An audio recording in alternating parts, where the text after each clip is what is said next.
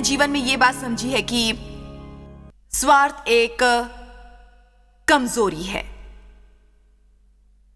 पर प्रेम और दूसरों की परवाह करना शक्ति की ऐसी अवस्था है जिसके बारे में हम कल्पना भी नहीं कर सकते। यदि आप चाहते हैं कि शैतान आपको परेशान करना बंद करें तो आपको ध्यान देना आरंभ करना चाहिए दूसरों की आवश्यकताओं और उन पर जो आप उनके लिए कर सकते हैं, उन्हें ऐसा आशीष दे सकते हैं और उन्हें कैसे उत्साह दिला सकते हैं। जब आप गिरजे जाएं तो केवल आशीष प्राप्त करके नहीं, आशीष बनने जाएं। उद्देश्यपूर्वक ऐसा करें। आप कहें, परमेश्वर मैंने 10 वर्षों तक वचन सुना है, अब समय आ गया है कि मैं समझदार बनूं। मैं आज वहां जाऊंगा और मैं चाहता हूं आप मुझे कोई ऐसा दिखाए जिसे आशीष की आवश्यकता हो। मुझे कोई विधवा दिखाए जिसे मैं खाना खिला के बाहर ले जा सकूं, या कोई 4 बच्चों वाली अकेली माँ जिसका पति उसकी सहायता न करता हो, मैं उसे बाहर जाकर भोजन करने के लिए थोड़े पैसे देना चाहता हूं। मुझे कोई दिखाए जिसकी मैं मदद कर सकूं। मैंने अपने जीवन के बहुत से वर्ष गुजारे हैं मैं करके, अब और ऐसा नहीं कर सकता। परमेश्वर, आपको मुझे कोई ऐसा दिखाना होगा जिसे मदद की जरूरत हो और मैं जिसे मदद कर सकूं, प्रार्थना कर सकूं।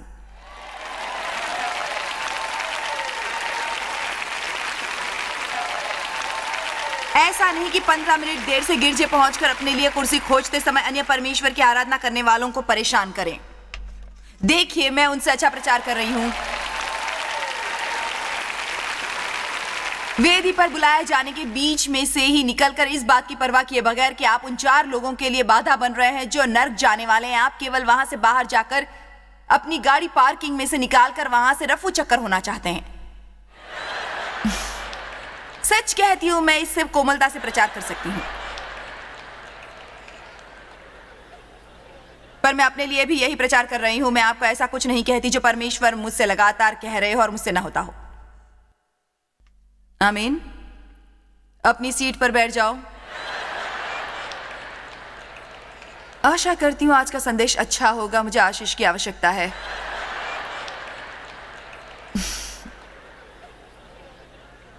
क्या मैं सत्य कह रही हूं? कम से कम इतना विश्वास कीजिए कि मैं झूठ नहीं बोल रही, मैं सच बोल रही हूं। हमें उसमें से झंझोड़े जाने की आवश्यकता है। हमारे लिए वो चेतावनी बहुत जरूरी है और हमें वो मिलनी चाहिए बार बार। इसलिए आज मैं यहां तुर ही बजाकर वो कहूंगी और कहूंगी, यदि आपको मोक्ष मिला है और आप परमेश्वर को जानते हैं, तब अपना प्रकाश फैलने दे, किसी और के लिए प्रकाश बने। याद रखें कि आप सबसे महत्वपूर्ण नहीं हैं और ना ही मैं हूं। दूसरों को महत्व दें। भटके हुए ऐसे लोगों की मदद करना महत्वपूर्ण है जो मसीह को नहीं जानते, या जो मसीह को जानते हैं और गिरजे जाते हैं, पर वे असल में परमेश्वर को नहीं जानते। वे नहीं जानते कि परमेश्वर उन्हें स्वर्ग की गारंटी के अलावा कुछ दे सकते हैं यदि वे तब तक बने रहेंगे जब तक जीवित हैं। परमेश्वर की सेवा करना सबसे रोमांचक, सबसे अविश्वसनीय, शानदार काम है। मैं सचमुच समझ नहीं पाती कि कोई मसीही होकर कैसे ये कह सकता है कि वो उब गया है, या शायद समझती हूं कि हम तब तक उबता जाते हैं यदि हम लेते रहने की कोशिश करते हैं और कुछ देते नहीं हैं। हम में से रुके पानी के तालाब बनने की अपेक्षा नहीं है जिसमें केवल चीजें आएं और बाहर ना जाएं। परमेश्वर हमारे लिए जो भी करते हैं वे हम द्वारा बहने की आशा करते हैं। उनका नियम है तुम्हारे लिए और तुम्हारे द्वारा। उन्होंने इब्राहिम से उत्पत्ति में कहा, मैं तुम्हें आशीष दूंगा और तुम्हें आशीष बनाऊंगा और तुम्हारे द्वारा दूसरों का भला करवाऊंगा। दूसरों का भला करवाऊंगा। दूसरों का बाइबल में इसका अध्ययन बहुत दिलचस्प है। आप एक कॉन्फिडेंस लें और दूसरों शब्दों के बारे में पढ़ें, आपको हैरानी होगी कि परमेश्वर को कितना कुछ कहना है दूसरों के बारे में। एक बात बहुत दिलचस्प है और मैं आपको यह वादा कर सकती हूं क्योंकि मैंने सही गलत सभी काम करके यह ज्ञान प्राप्त किया। यदि हम दूसरों की मदद नहीं करेंगे, हम कभी प्रसन्न नहीं हो सकते। हम जितनी अधिक अपनी देखभाल करने की कोशिश करेंगे, हम उतनी ही बुरी अवस्था में होंगे। पर आप जितना अधिक स्वयं को परमेश्वर को समर्पित करेंगे और दूसरों की मदद करेंगे, परमेश्वर उतना ही आपकी जरूरतों को पूरा करेंगे और आप उतने अधिक प्रसन्न होंगे। जैसा कि मैंने आरंभ में कहा था कि मैं ये परामर्श नहीं दे रही कि आप अपना ख्याल न रखें। मेरा मतलब यह है कि आप केवल अपने बारे में सोचने की मानसिकता नहीं रख सकते। मैं आइंदा अपने जीवन का एक भी दिन ऐसा कहकर नहीं गुजारना चाहती कि मेरा क्या होगा। मुझे उस तरह जीना अच्छा नहीं लगता। इसलिए मैंने जाना है कि मुझे उद्देश्यपूर्वक जरूरतमंद लोगों को खोजना है। यदि आप किसी को जानते नहीं जिसकी बुरी अवस्था हो, तब जाकर किसी ऐसे को ढूंढिए जो जरूरतमंद हो, क्योंकि ऐसे बहुत हैं।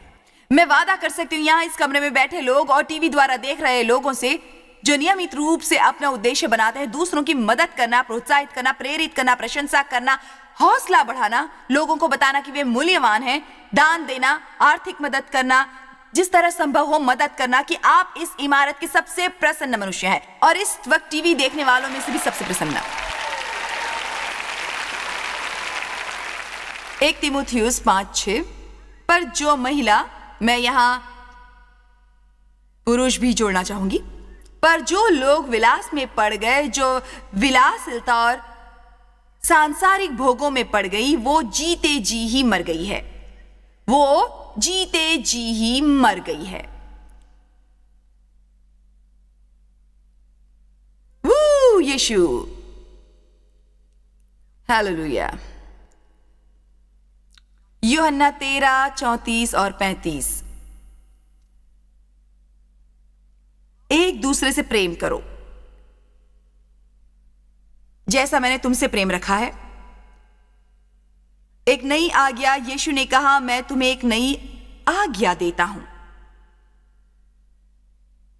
मैं तुम्हें इस विचार के साथ छोड़ता हूं। वे कह रहे हैं, मैं तुम्हें एक नई आज्ञा देता हूं, यदि तुम ऐसा करोगे तो मैं बाकी सब चीजों का ध्यान रखूंगा। मुझे यह अच्छा लगता है क्योंकि हमें मसीहियों के तौर पर बहुत सी चीजों के साथ निपटना पड़ता है और मैंने सचमुच ये पाया है कि यदि हम ये काम करेंगे, यदि हम उस एक काम में माहिर होंगे जो यीशु ने करने को कहा है, तो हम अन्य सभी चीजों से निपट सकते हैं। अन्य सभी चीजों से निपट सकते हैं।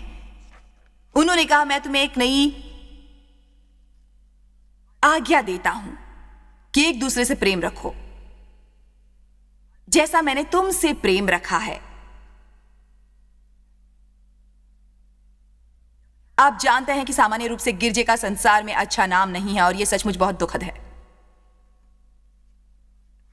और इसलिए इससे भी दुखद बात यह है कि क्योंकि हमारा नाम इतना अच्छा नहीं है, इसलिए बहुत बार परमेश्वर का नाम भी उतना अच्छा नहीं होता। मैं परमेश्वर को अधिक सम्मान मिलते देखना चाहती हूं। मैं चाहती हूं कि उनका सबके सामने अधिक सम्मान हो और लोगों की उनके प्रति श्रद्धा हो, और मैं लोगों में परमेश्वर का डर देखना चाहती हूं। मैं चाहती हूं कि लोग परमेश्वर की महिमा करें। आपके विचार से क्या होगा यदि दुनिया का स्वयं को मसीह कहने वाला प्रत्येक व्यक्ति किसी और के लिए प्रतिदिन एक काम करे? मैं आपसे केवल यह चाहती हूं कि प्रतिदिन एक काम, हर दिन किसी के चेहरे पर मुस्कुराहट लाएं, प्रतिदिन किसी की प्रशंसा करें। चलिए मैं इसे एक नए स्तर पर ले चलती हूं।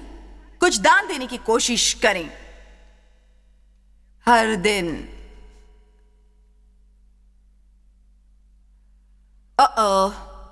देखिए, आपके घर में इतना सामान फैला है कि उसमें से आधा निकल जाएगा, तब भी आपको पता नहीं चलेगा कि कहां गया।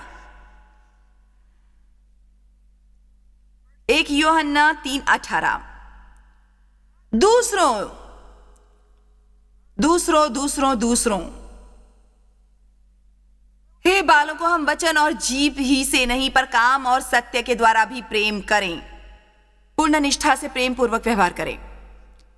आप जानते हैं कि ये एक बहुत बहुत बहुत महत्वपूर्ण वचन है, क्योंकि चाहे मैं यहां पर प्रचार कर रही हूं, सब काफी कठोर, चुनौती भरे, सत्य को दर्शाने वाला एक संदेश, तब भी इतना कठिन नहीं होता यहां बैठकर इसे सुनना। आप आमीन भी कह सकते हैं। यहां पर सुंदर बत्तियां हैं, आरामदेह इमारत है, मैं भी काफी सजी सवरी हूं, सब कुछ मेल खा रहा है। पर जानते हो, यहां कठिन होता है जब आप यहां से निकलते हैं। आप नहीं जानते कि आप यहां बैठे होने पर इस संदेश से सहमत हैं या नहीं। आप तब तक जान नहीं पाएंगे कि आप उसके साथ सहमत हैं जब तक आपको किसी के लिए कुछ करने का पहला मौका मिलेगा और उसका शरीर वो करना नहीं चाहेगा। मेरे पास आपको बताने के लिए कुछ है। कल मेरे अपने बारे में संदेश में मैंने ये सचमुच बहुत बेतुका होता है कि कैसे मैं सुबह के वक्त बैठकर प्रेम का अध्ययन कर सकती हूँ, प्रेम पर वचनों पर ध्यान लगा सकती हूँ और परमेश्वर को उस दिन मुझे इस्तेमाल करने को कह सकती हूँ। फिर उसके बाद मेरे सामने आने वाला पहला मौका यदि मेरी योजना में बाधा डालता है, तब मेरा रुख बुरा बन जाता है। मैं इस समय ये बातें पढ़ती हूँ, इसलिए मैं जानती हूँ कि ये ऐसी बातें हैं जो आपको निर्णय लेकर करनी है उद्देश्यपूर्वक, क्योंकि आप जानते हैं कि ये परमेश्वर को प्रसन्न कर सकता है और ये परमेश्वर की इच्छा है। यदि आप सहनशील महसूस करने की प्रतीक्षा करेंगे, तब आप हकीकत में कभी सहनशील नहीं बनेंगे। मैं जानती हूं, पर मैं उनमें से एक नहीं हूं। मुझे इस पर मेहनत करनी पड़ी थी। परमेश्वर आपका भला करे। यदि आप सचमुच अच्छे लोगों में से एक हैं, शायद आपकी जीन्स मुझसे बेहतर हैं, पर मुझे यह कहते हुए भी खुशी हो रही है कि मसीह के द्वारा वे हमें शक्ति दे सकते हैं और हम में आत्मसंयम द्वारा काम कर सकते हैं और हम उनकी इच्छा पूरी कर सकते हैं और वैसे मनुष्य बन सकते हैं जिनसे उनकी महिमा हो। मसीह होना कड़ी मेहनत का काम है, पर मैं अपने जीवन में इससे बेहतर काम नहीं जानती। मैं कुछ और नहीं जानती जो मेरे जीवन में वैसा फल उत्पन्न करेगा जैसा ये करने वाला है। मैं वचनबद्ध हूं कि मैं अपना बाकी का जीवन समर्पित करूं, सीखने की कोशिश को और अपने मंद दिमाग को यह सिखाने में कि यीशु के जैसे कैसे बनना है। हमें बुलावा है, हमारी नियति है। क्या आप जानते हैं आपकी नियति क्या है? रोमियो 8:29 के अनुसार हमारी नियति यीशु मसीह के स्वरूप में ढलना। आपका भाग्य क्या है? मुझे दुनिया में प्रचार करने का बुलावा है। आपकी नियति क्या है? मुझे एक व्यवहार करने का बुलावा है। देखिए, वे ऐसे काम होते हैं जो हमें जीवन में करने को मिलते हैं, पर हमें यीशु मसीह के स्वरूप में बदले जाने का बुलावा है। वही हमारे जीवन पर बुलावा है, उसके स्वरूप में बदले जाना। मेरे विचार से मैं उनसे अधिक आनंद उठा रही हूं। 1 यूहन्ना 3:6-17। आप सभी का व्यवहार बहुत अच्छा है। आज हमने प्रेम इसी से जाना, हमने उसे पहचाना, समझा और हमें बोध हुआ कि उसने हमारे लिए प्राण दे दिया और हमें भी मसीह में अपने भाइयों के लिए प्राण देना चाहिए। देखिए, हम इस तरह से प्रेम को जानते हैं। हम उनके द्वारा हमारे लिए जान दिए जाने के कारण प्रेम को जानते हैं। उन्होंने एक बलिदान दिया था। उन्होंने ऐसा कुछ किया जो कठिन था। उन्हें उसका मूल्य देना पड़ा। क्या आप जानते हैं लोग प्रेम द्वारा क्यों नहीं चलते? क्योंकि वो महंगा होता है।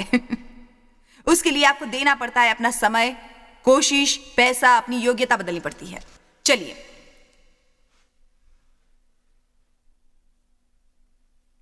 अब वचन फिर से लगाते हैं।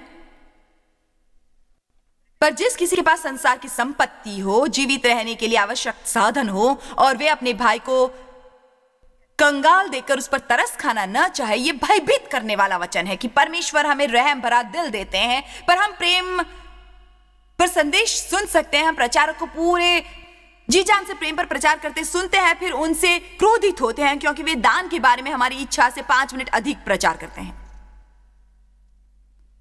मैं सच कह रही हूं ना? मैं सच कह रही हूं ना? झूठ नहीं कह रही हूं। देखो, वे व्यक्ति केवल देने के बारे में बोलता है। मेरे विचार से आपको वो सीखना चाहिए। आमीन की बजाय कुछ और बोलना चाहिए।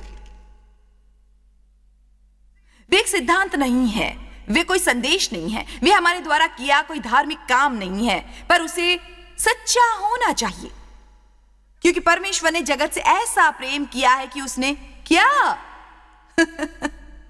मैं आपको बाइबल के दूसरे वचन के बारे में बताती हूं।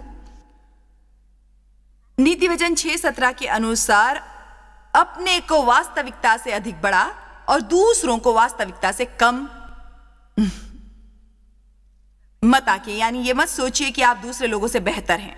मुझे सचमुच ये लगता है कि हमें 1 मिनट रुककर इस पर बात करनी चाहिए क्योंकि कई बार हमारा लोगों के प्रति रुख बन जाता है और चाहे हम सोचे कि हम सहनशील हैं या हम शायद उस व्यक्ति से प्रेम भी करते हो, फिर भी हम मूल्य नहीं देते उसकी सलाह को या उसकी बात को। हम उनकी बात को महत्व नहीं देते क्योंकि हमने पहले से अपने मन में ये धारणा बना ली होती है कि वे लोग सचमुच बहुत मूर्ख या फिर नासमझ हैं और वे कुछ समझते ही नहीं है। और मेरे विचार से ऐसा बहुत बार होता है, जैसे आप किसी को मसीह बनने से पहले से जानते हो और आप उन्हें कभी भी ये भूलने नहीं देते कि हम उनमें कभी भी असली बदलाव नहीं देखते। इसलिए ये इस वक्त आपके जीवन में कोई ऐसा हो सकता है जिसका हर शब्द आपको ध्यान से सुनना चाहिए, क्योंकि वे शायद आपके जीवन में परमेश्वर के प्रतिनिधि के समान हो, या शायद वे ऐसा कुछ जानते हो जो हम सचमुच नहीं जानते। तो परमेश्वर ने उन्हें दिखाया है, पर हम फिर भी उनकी नहीं सुनते, क्योंकि हमारा पहले से बनाई एक धारणा होती है कि ऐसा कुछ भी नहीं वो कह सकते जो हमें जानने की आवश्यकता होगी। आप कहेंगे हम ये कैसे जाने? क्योंकि मैंने स्वयं को पिछले 2 सप्ताह में ये कहते पकड़ा है, परमेश्वर ने मुझे मेरा दोष दिखाया लगभग 1.5 सप्ताह पहले, और मैंने अपना दोष समझकर कहा, हे प्रभु, उसका कारण रुक था। बाइबल हमें दूसरों का काम आंकने से मना करती है। मेरी बात याद रखिए, परमेश्वर ने आपको बदला है और वे किसी और को भी बदल सकते हैं। आप जिस मिनट मानसिक रूप से किसी और को बेकार मानते और सोचते हैं, चाहे जो भी हो, तुम कभी नहीं बदलने वाले। मुझे कुछ नहीं पता, मैं जानता हूं परमेश्वर के लिए सब कुछ संभव है, पर ऐसे करूंगा कि आपको अपने जीवन से अलग करूंगा। Come on. कई बार तो हम ये सोचते हैं कि यदि कोई उस धर्म को नहीं मानता जिसे हम मानते हैं, शायद वे मुर्दा गिरजों में से एक में जाते हों। और हाँ, तब हम उनके प्रति बुरा रुख दिखाते हैं। वे सोचते हैं कि हम पागल हैं और हम सोचते हैं कि वे मृत हैं। तो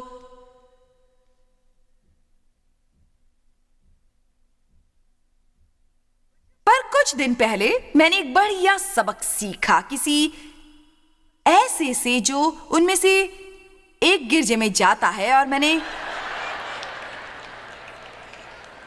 कभी नहीं मानना था कि वे व्यक्ति कुछ जानता था, क्योंकि वे जाता था उस गिरजे में।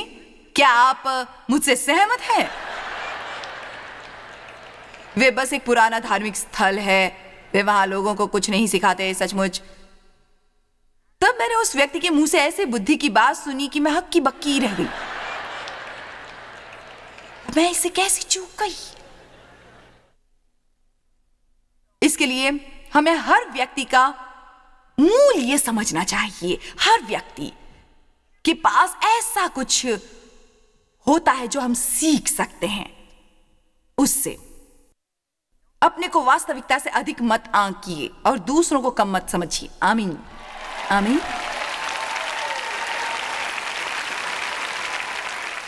2 महान वचन, मत्ती 7:12, जो कुछ तुम जानते हो कि मनुष्य तुम्हारे साथ करे, तुम भी उनके साथ वैसा ही करो।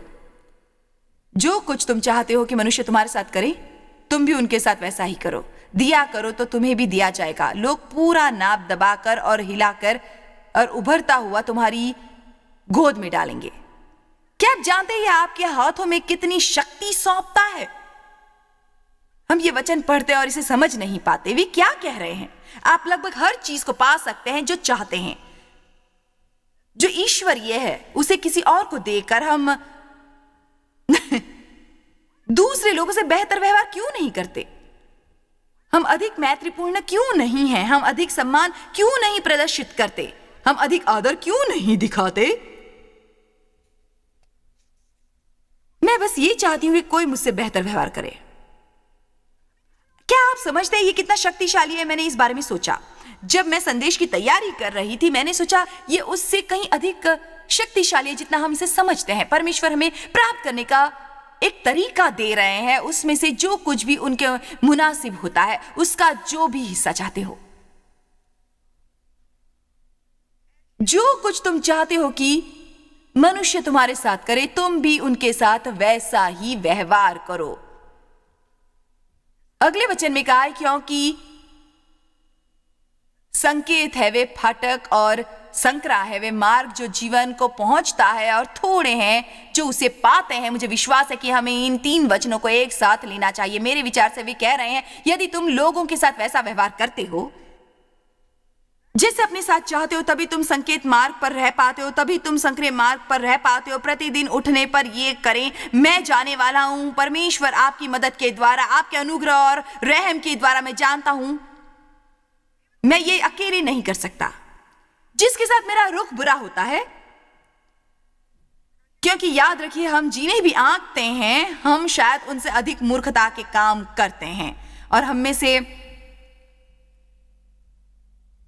उन्हें अभी तक देखा नहीं है। चिंता मत कीजिए, मैं कुछ मिनटों में समाप्ति करने वाली हूं।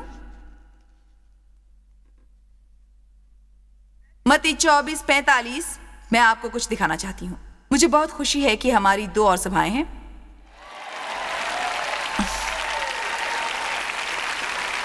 मत्ती 24:45 सो वे विश्वास योग्य और बुद्धिमान दास कौन है जिसे स्वामी ने अपने नौकरों चाकरों पर, मैं चाहती हूं कि अब आप ध्यान दें, सो वे विश्वास योग्य और बुद्धिमान दास कौन है जिसे स्वामी ने अपने नौकर चाकरों पर सरदार ठहराया कि समय पर उन्हें भोजन दे। तो ये अच्छे रखवाले के बारे में संदेश है। परमेश्वर कहते हैं तुम थोड़े पर वफादारी दिखाई है, मैं तुम्हें अधिक भी जिम्मेदारी दूंगा। वे हमें अधिक पर जिम्मेदारी क्यों देते हैं? क्योंकि वे ऐसे लोगों को ढूंढ रहे हैं जिन पर विश्वास करके कह सके मैं तुम्हें बहुत दे सकता हूं, क्योंकि मैं जानता हूं कि तुम ऐसे लोगों को ढूंढोगे जो जरूरतमंद हो। तुम उसे लेकर जो मेरे तुम्हारे सपुर्द किया है तुम उसे इस्तेमाल करोगे उनकी मदद करने के लिए। जॉयस, क्या इसका मतलब यह है कि मुझे वे सब देना होगा जो मेरे पास मौजूद है? आप परमेश्वर से अधिक नहीं दे सकते, आप चाहे लाख कोशिश कर लें। मैं आपको चुनौती दे रही हूं कि परमेश्वर से अधिक देने की कोशिश करें, वे सचमुच बढ़िया रहेगा। दुर्बलों की कमजोरियों को सहन करें, दूसरों की कमजोरियों को सहन करें, क्योंकि प्रेम कभी हिम्मत नहीं हारता। दूसरों के अंतःकरण को ठेस न पहुंचाएं अपनी स्वतंत्रता का इस्तेमाल करके। जब आप ये जानते हो कि ऐसा करने से उन्हें ठेस पहुंचेगी, वे बाइबल में मूर्तियों को चढ़ाए गए मांस का उदाहरण इस्तेमाल करते हैं। आज हमारे सामने वे उदाहरण नहीं है, पर अन्य बहुत सी चीजें हैं। देखिए, वे अच्छा रुख नहीं है, क्योंकि सच्ची स्वतंत्रता अपनी स्वतंत्रता का इस्तेमाल न करना होता है।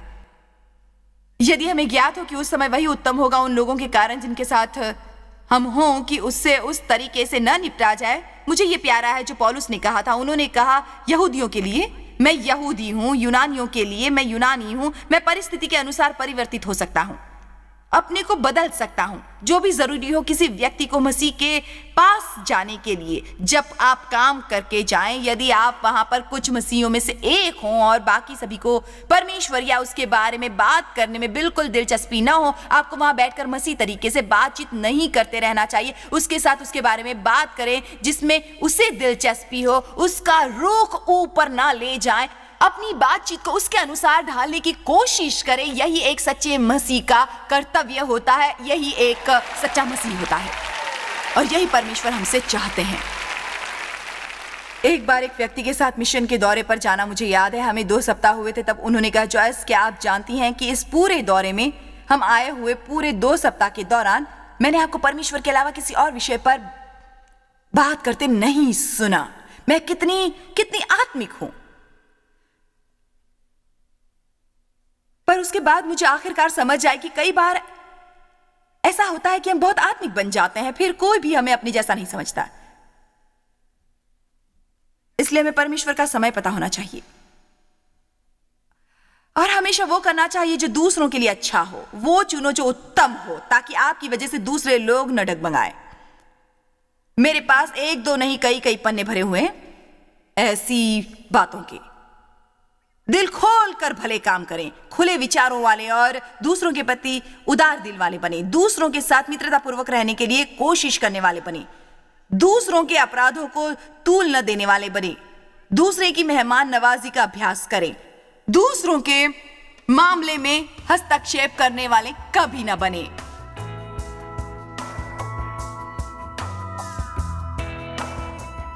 यदि हम में से कोई एक आशीष युक्त जीवन जीना चाहता हो तो तो हमें दूसरे लोगों को उनकी जरूरतों पर ध्यान लगाना सीखना है। मैं हमेशा कहती हूँ, हम स्वार्थी रहकर प्रसन्न नहीं रह सकते।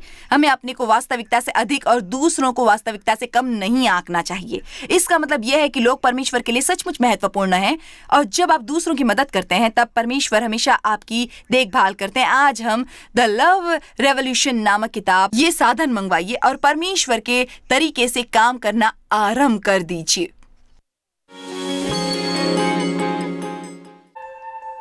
जॉय स्मायर मिनिस्ट्रीज में आप हमारे लिए कितने अहम हैं, इसका आपको अंदाजा नहीं। हम आपके आभारी हैं और हम धन्यवाद करते हैं अपने सब मित्रों और सहयोगियों का कि उन्होंने इस विश्वव्यापी सेवकाई को संभव बनाया। मिलकर हम भूखों को खिला रहे हैं, गरीबों को पहना रहे हैं और कई देशों में सुसमाचार पहुंचा रहे हैं। कृपया हमसे संपर्क करें या विजिट करें jmmindia.org पर। आज ही अपनी प्रार्थना के अनुरोध बताने के लिए, हमारे साधनों के बारे में और जानकारी और जॉयस की सभाओं का शेड्यूल जानने के लिए, और हमारे सहयोगी बन जाएं दुनिया भर में मसीह का प्रेम बांटने के लिए।